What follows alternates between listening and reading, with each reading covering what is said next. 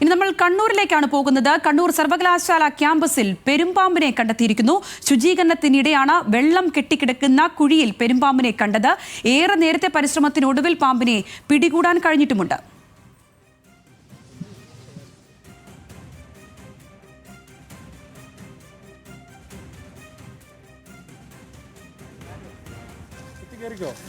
പെരുമ്പാമ്പ് live കയറാമോ?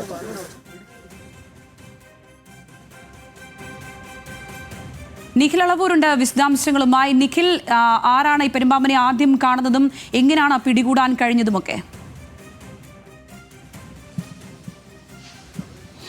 സംഗീത, കണ്ണൂർ സർവകലാശാലയുടെ താവക്കര ക്യാമ്പസിൽ ശുചീകരണ പ്രവൃത്തി, അതായത് ഇവിടെ ഉണ്ടായിരുന്ന കാടൊക്കെ വെട്ടിത്തെളിച്ചുകൊണ്ടിരിക്കുകയായിരുന്നു. അതിനിടയിലാണ് ഇത്തരത്തിലൊരു പാമ്പിനെ കണ്ടത്. നമുക്ക് ഇവിടെ ഇപ്പോൾ ആ പാമ്പിനെ ഏതായാലും പിടികൂടി ചാക്കിലേക്ക് ആക്കിയിട്ടുണ്ട്. ഇവിടെ കാട് വെട്ടിത്തെളിക്കുന്നതിനിടയിൽ ഇവിടെ വെള്ളം നിറഞ്ഞു നിൽക്കുന്ന ഒരു കുഴി ഉണ്ടായിരുന്നു.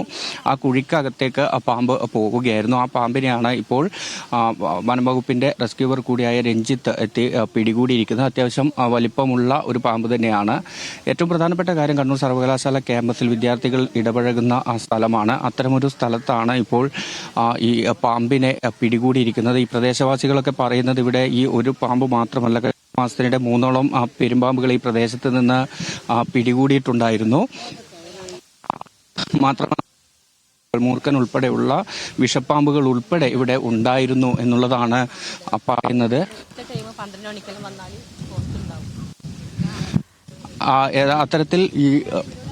അത്തരത്തിലായിരുന്നു പാമ്പുകൾ പ്രദേശത്ത് എന്ന് പ്രദേശവാസികളും പറഞ്ഞു. ചേച്ചി, ഇവിടെ ഇങ്ങനെ പാമ്പിന്റെ ശല്യം ഉള്ള ഒരു സ്ഥലമാണ്? ഉണ്ട്, ഇപ്പൊ ഉണ്ട്. കുറച്ചായിട്ട് ഇപ്പൊ ഇവിടെ കുറെ ഇവിടെ ക്ലീൻ ചെയ്യാത്ത യൂണിവേഴ്സിറ്റിന്റെ ഇപ്പൊ പറഞ്ഞ ഇവരിപ്പോ ക്ലീൻ ചെയ്ത ശേഷമാണ് എനിക്ക് തോന്നി ഇതെല്ലാം പുറത്തേക്ക് വന്നത്. അതിന്റെ മുന്നേ വീട്ടിന്റെ പരിസരത്ത് 1-2 തവണ കണ്ടിട്ടുണ്ട്, പിടിച്ചിട്ടുണ്ട്.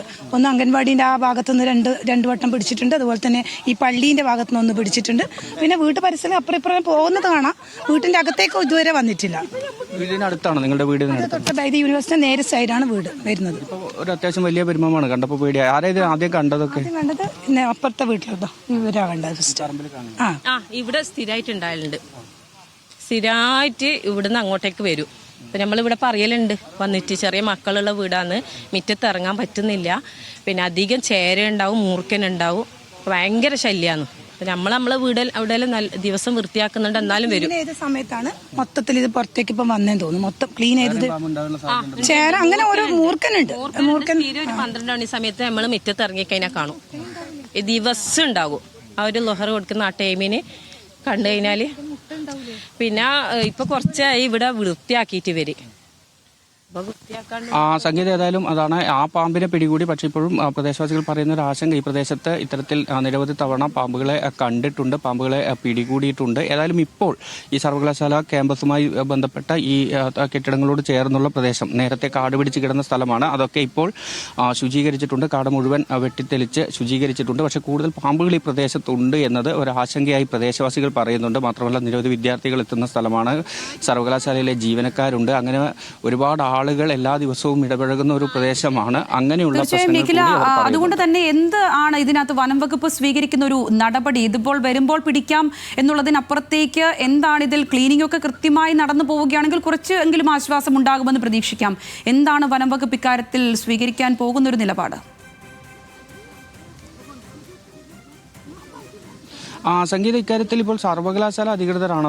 സ്വാഭാവികമായും സർവകലാശാലയുടെ അധീനതയിലുള്ള ഒരു പ്രദേശം, അവിടെ ഈ കാടൊക്കെ വളർന്നു നിൽക്കുന്ന സാഹചര്യമായതുകൊണ്ട് തന്നെ പാമ്പുകൾക്ക് അത്തരത്തിൽ പാമ്പുകൾ എത്തുന്ന ഒരു സാഹചര്യമുണ്ട്. ഇതിൽ ഏറ്റവും പ്രധാനപ്പെട്ട കാര്യം, കണ്ണൂർ നഗരത്തോട് ചേർന്ന ഭാഗമാണ്. ഇവിടെ ചില ഈ വെള്ളക്കെട്ടുകളും ഉൾപ്പെടെയുള്ള കാര്യങ്ങൾ, ഒപ്പം തന്നെ റെയിൽവേ ട്രാക്ക്, ഇങ്ങനെയൊക്കെയാണ് ഇവിടുത്തെ ഒരു ഭൂപ്രകൃതിയും മറ്റു കാര്യങ്ങളും ഒക്കെ ഉള്ളത്. അതിനിടയിൽ ഈ പാമ്പുകൾ ഇത്തരത്തിൽ എത്തുന്ന ഒരു സാഹചര്യം ഉണ്ടാകുമ്പോൾ അത് ഒരു ആശങ്ക ഉണ്ടാക്കുന്നുണ്ട്. സ്വാഭാവികമായും ബന്ധപ്പെട്ടവരുടെ ഭാഗത്ത് നിന്ന് ഇടപെടലുകൾ ഉണ്ടാകണമെന്ന ആവശ്യമാണ് ഈ പ്രദേശവാസികളും ഒപ്പം തന്നെ സർവകലാശാലയിലെ ജീവനക്കാരും വിദ്യാർത്ഥികളും എല്ലാം പറയുന്നത്.